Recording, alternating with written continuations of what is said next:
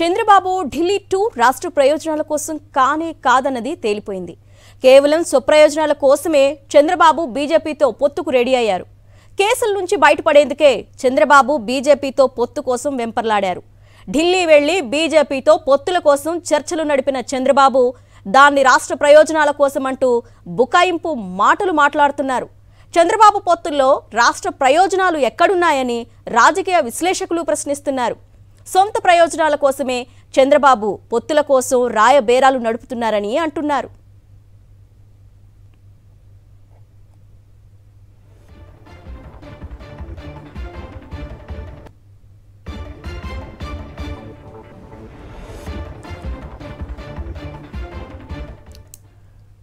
ఇదే అంశంపై మరిన్ని వివరాలు మా ఇన్పుట్ ఎడిటర్ ఇస్మాయిల్ అందిస్తారు. ఇస్మాయిల్, ఇప్పుడు అందరికీ తెలిసిందే పడిగాపులు కాశారు. ఢిల్లీ వెళ్ళి కనీసం మీడియా ముందుకొచ్చి ఇంత పెద్ద పంచాయతీ జరిగినప్పుడు సీట్ల గురించి ఏం చర్చలు నడిచినాయి అని కూడా చెప్పలేదు. తేలుకుట్టిన దొంగల ముఖం చాటేసి టీడీపీ ముఖ్య నేతలతో మాకు ఇన్ని సీట్లు డిస్కషన్ జరిగింది అని చెప్పిస్తున్నారు. ఓవరాల్గా దీన్ని ఏ విధంగా చూడాలి? ముఖ్యంగా గత 48 గంటలుగా చంద్రబాబు నాయుడు, పవన్ కళ్యాణ్ ఢిల్లీలో ఉన్నారు. ఢిల్లీలో ఉండి వాళ్ళు ఒక విధంగా కాళ్ల బేరానికి వెళ్లారు. ఏ విధంగానైనా పొత్తు కుదుర్చుకునేటువంటి ఒక ప్రయత్నం చేశారు. బీజేపీ ఎన్ని సీట్లు అడిగినా ఇవ్వడానికి సిద్ధం అనేటువంటి ఒక బేలతనాన్ని వాళ్ళు చూపెట్టినటువంటి పరిస్థితి ఇప్పుడున్నటువంటి నేపథ్యంలో పొత్తు కుదిరినా అది ఎన్ని సీట్లకు కుదిరినా గానీ పూర్తిగా టీడీపీకి నష్టం అనేటువంటి మాట వాళ్ళకి తెలుసు. ఇది కేవలం ఎలక్షన్ స్ట్రాటజీగానో లేకుంటే ఎలక్షన్స్ లో ఒక ఫైట్ ఇవ్వడం కోసమో లేదంటే ఎక్కడ బలమైనటువంటి స్థానాల్లో ఎవరు పోటీ చేస్తారనేటువంటిది కాదు.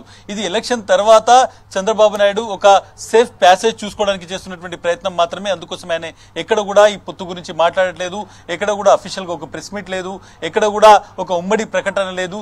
కనీసం ఎన్ని సీట్లు అడిగారు, ఎన్ని సీట్లకు సంబంధించినటువంటి చర్చ జరుగుతుందనేటువంటిది కూడా చెప్పలేనటువంటి పరిస్థితి. చాలా స్పష్టంగా ఇది కేవలం ఎలక్షన్స్ కు ముందు, యుద్ధానికి ముందు ఓటమిని ఒప్పుకోవడం అనేటువంటిది చాలా స్పష్టంగా అర్థమవుతోంది.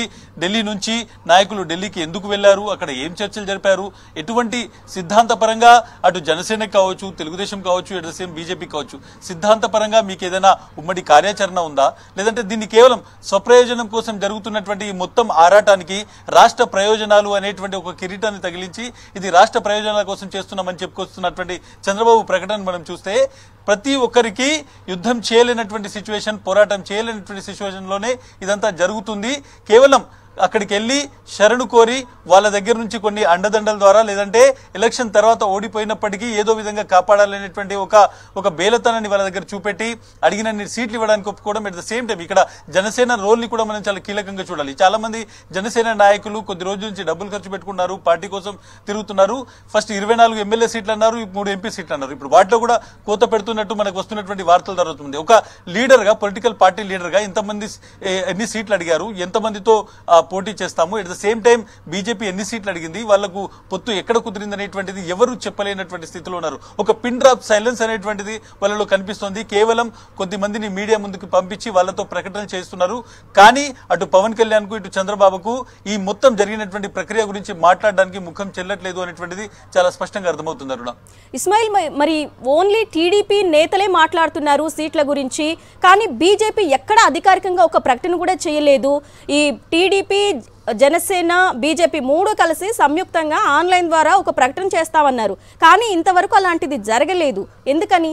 డెఫినెట్ గా మనం ఈ మొత్తం వ్యవహారంలో ఎవరైనా లాభపడుతున్నారు అంటే అది బీజేపీ మాత్రమే. ఎందుకంటే వాళ్లకు 1% మించి ఇక్కడ ఓటు లేదు ఆంధ్రప్రదేశ్ లో. అయినప్పటికీ డెఫినెట్ గా వాళ్ళకు సెంటర్ లో పవర్ ఉండడము, లేదంటే వాళ్ళ ప్రాస్పెక్టివ్స్ బాగుంది అని చంద్రబాబు భావించడము, ఈ నేపథ్యంలో వాళ్ళతో పొత్తు కుదుర్చుకోవడానికి చంద్రబాబు నాయుడు, పవన్ కళ్యాణ్ ఆరాటపడుతున్నారు. పవన్ కళ్యాణ్ గతంలో చేసినటువంటి స్టేట్మెంట్స్ చూస్తే చాలా స్పష్టంగా మనం చెప్పొచ్చు, నేను ఢిల్లీ వెళ్లి చాలా ముట్టికాయలు తిన్నాను, ఈ పొత్తు కుదిర్చడానికి చాలా చివాట్లు తిన్నాను అని ఆయన చెప్పుకోవాల్సి వచ్చింది. సో ఎవరి కోసం ఈ చివాట్లు అనేటువంటి క్వశ్చన్ రేజ్ అవుతుంది.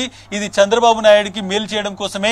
ఎక్కడ కూడా జనసేన కార్యకర్తలకు కావచ్చు, ఆ పార్టీని నమ్ముకున్న వాళ్ళకి ఎవరికి కూడా మేలు జరగట్లేదు. ఈ పొత్తు వల్ల పూర్తిగా జనసేన కూడా ఇప్పుడు ఉన్నటువంటి సీట్లు కూడా కోల్పోయేటువంటి సిచ్యువేషన్. సో డెఫినెట్ గా చంద్రబాబు కోసము, చంద్రబాబు కొరకు, చంద్రబాబు చేత జరుగుతున్నటువంటి ఒక పొత్తు ఇది వ్యక్తిగతంగా చంద్రబాబు తెలుగుదేశం పార్టీకో లేకుంటే రాష్ట్ర ప్రయోజనాలకు చేస్తుంది కాదు. కేవలం వ్యక్తిగతమైనటువంటి స్వార్థ ప్రయోజనాల కోసము తన వెనుక ఉన్నటువంటి enforcement directorate, GST, income tax ఇలాంటి ఎవరైతే కేసులు ఉన్నాయో వాటి నుంచి తప్పించుకోవడానికి, వాటి నుంచి రక్షణ పొందడానికి, భవిష్యత్తులో మరొకసారి వ్యవస్థల్ని మేనేజ్ చేయడానికి చంద్రబాబు ముందు నుంచే వేసుకుంటున్నటువంటి ఒక ఆనకట్టగా మనం దీన్ని చూడాల్సి ఉంటుంది. ఎలక్షన్స్ లో ఎక్కడ కూడా ఒక స్ట్రాటజీ లేదు. ముఖ్యంగా పొత్తు కుదుర్చుకుంటున్నప్పుడు ఏ షరతు మీద, లేకుంటే ఏ కార్యాచరణ మీద, లేకుంటే ఎటువంటి ప్రకటన మీద పొత్తు కుదుర్చుకుంటున్నారు అనేటువంటి ఒక ఆలోచన కూడా లేదు. నిజంగానే బీజేపీతో పొత్తు కుదుర్చుకుంటే ఎటువంటి అవగాహన ఉంది, బీజేపీ ఏమిస్తా అని చెప్పింది రాష్ట్రానికి, కేంద్రం నుంచి ఎటువంటి సాయం చేస్తుంది, ఎటువంటి ప్రకటన లేదు. సీట్ల విషయంలో కేవలం బేరసారాలు జరుగుతున్నాయి. కేవలం ఏ విధంగానంటే ఈ సీటు మీరు పంచుకోండి, ఆ సీట్ మాకు ఇవ్వండి, ఈ సీట్లో వీళ్ళు పోటీ చేయండి, ఇదే తప్ప ఒక సిద్ధాంతము, ఉమ్మడి కార్యాచరణ, లేకుంటే ఒక ఉమ్మడి ప్రకటన లేదు.